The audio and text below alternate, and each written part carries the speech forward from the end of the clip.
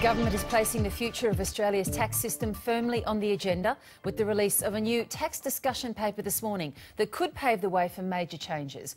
Now, the document, which will be released by the Treasurer this morning, discusses raising and broadening the GST and questions the rationale behind negative gearing and also superannuation tax concessions.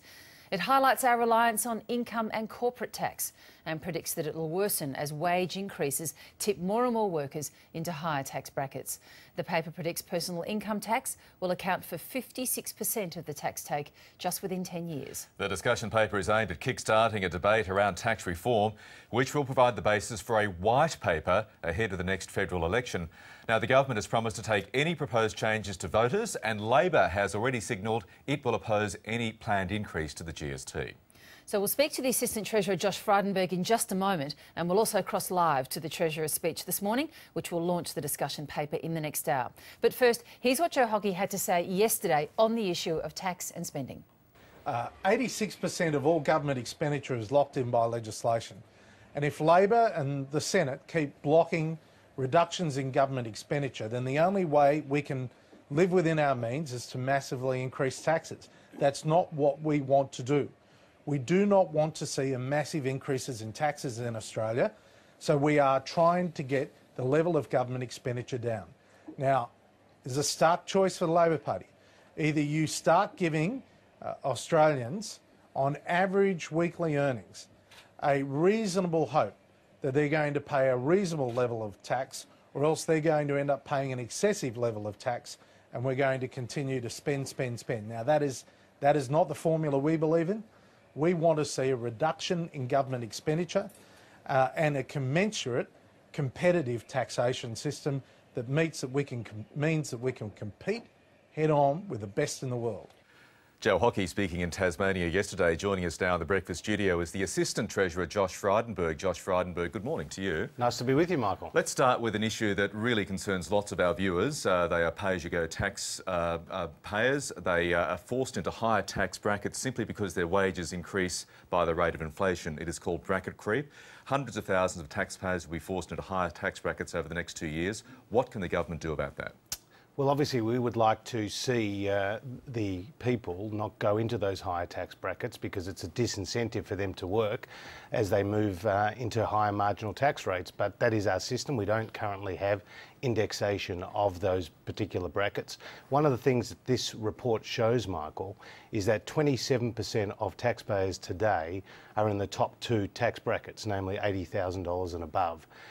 But in 10 years' time, that will move to 43%. So you'll see an additional 2 million taxpayers go into that third high or that second highest tax bracket, and then another 750,000 taxpayers go into that highest tax bracket. And the tax paper graphically points that out, so why can't the government look at indexing the tax rates?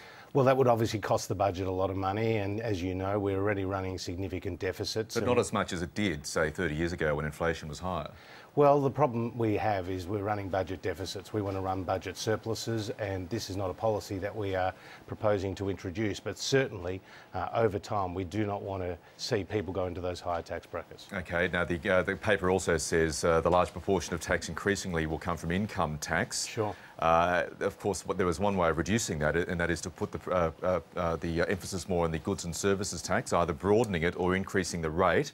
Surely there is now a time, we've had the taxation review by Ken Henry back in 2010, for some form of political consensus on this.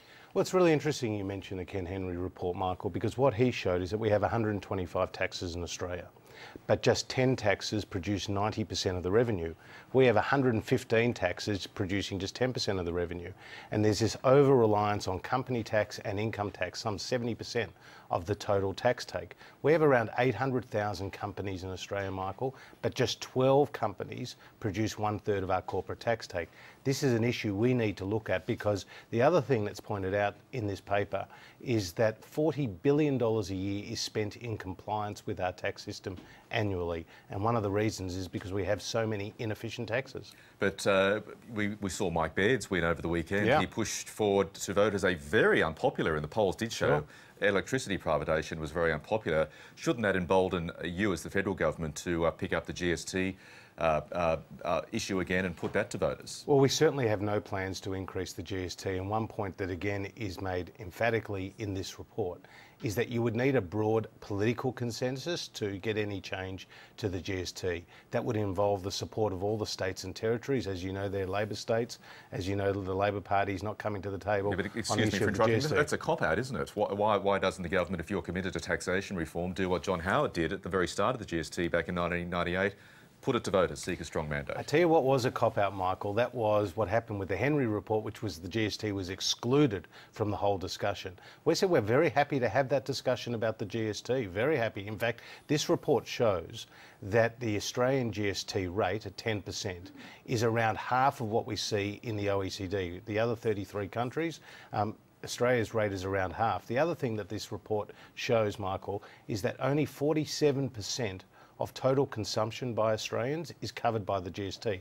There is so much that is excluded. So we're happy to have that debate, but we certainly have no plans to increase the rate or the base of the GST. You talk about the complexities of the taxation system. Josh Frydenberg, explain the difference to our viewers between pizza and pizza rolls and how they're taxed by the GST.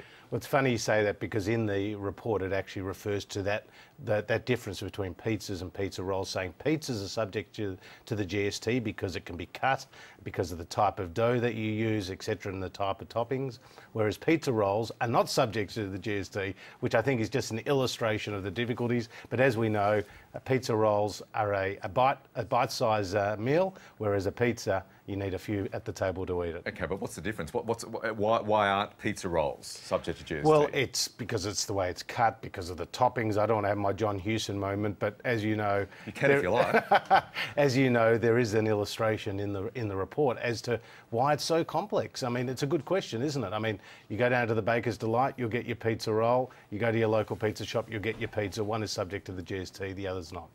Now, negative gearing is discussed in the taxation discussion paper, Yeah. but interestingly it says a lot of the distortion on property prices comes from not so much negative gearing, but that 50% discount in the capital gains tax you enjoy as a property investor when you sell the property. Should that be addressed? Well, it's one of those issues that we're happy to discuss.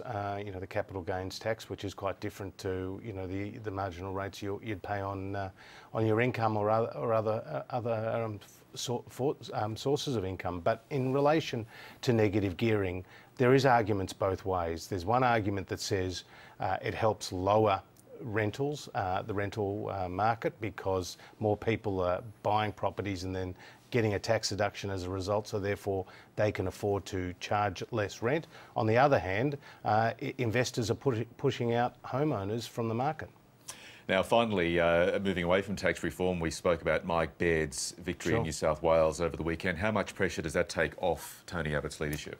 Well, it's a great win for Mike Baird, a very significant win, and as you say, he had the courage to take to the electorate a controversial policy, namely the leasing of the poles and wires. I think it's a good result for Tony Abbott too, because Labor tried to drag in Tony Abbott to this election by saying a vote for Mike Baird was a vote for Tony Abbott. And, you know, clearly we saw the result of that. The other thing is Labor pursued a small target policy, a small target campaign strategy, Michael, and they were also engaged in quite a xenophobic campaign against the poles and wires policy of the coalition, and we call upon the Labor Party federally to distance themselves from the Labor Party in New South Wales and to put their own ideas to the Australian people, which they've failed to do in the first 18 months that they've been in opposition. Okay, Josh Frydenberg, we'll leave it there. Josh Frydenberg, the Assistant Treasurer, thanks very much for your time. And